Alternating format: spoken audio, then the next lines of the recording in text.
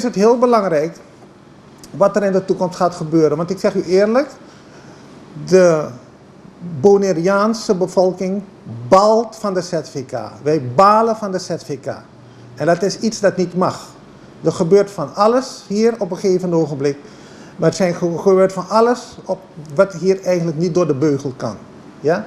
We hebben het zelf gezien wat er gebeurd is in Colombia. Goed bedoeld. Waarbij uiteindelijk op een gegeven ogenblik toch zonder controle mensen weggestuurd worden. Waarbij mensen als invalide terugkomen. Waarbij de mensen eigenlijk een soort gevecht moeten aangaan.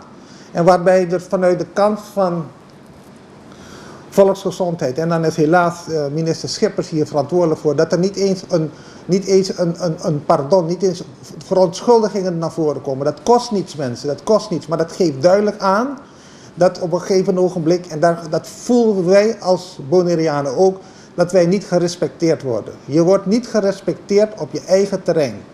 En ik kan me niet voorstellen dat dat de bedoeling van minister Schippers is. Wij hier op Bonaire, ja, die willen opbouw van de geneeskunde, opbouw van de gezondheidszorg. Dat vertrouwen hebben we Nederland gegeven en dat verwachten we ook terug. We verwachten geen afbraak. Want we zijn nu, als er afbraak is, klinkt dat heel hard.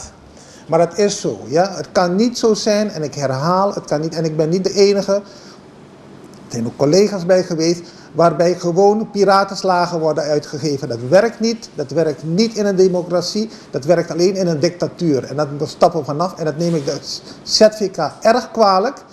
En dan helaas is dit dan naar de minister toe. En dat ik er ook duidelijk wil verzoeken, ja, om deze ploeg echt, die niet scoren, gewoon naar huis te sturen. Want dit is heel slecht. U moet zich voorstellen, de Nederlandse ambtenaar die is hier gast. We hebben hem ook gastvrij ontvangen. Maar als we deze dingen zien gebeuren, dan is gewoon de ZVK bezig brandjes neer te zetten, brandbommetjes te gooien om een groot benzinevat. Wij willen geen 30 mei hier hebben. Wij willen met Nederland de toekomst tegemoet gaan, maar wij vragen wel respect. Als we dat respect niet kunnen krijgen op een gegeven ogenblik, dan kunnen er, en de kans is heel groot, dat er rellen gaan ontstaan. Dat moeten we niet doen. Dat is verkeerd.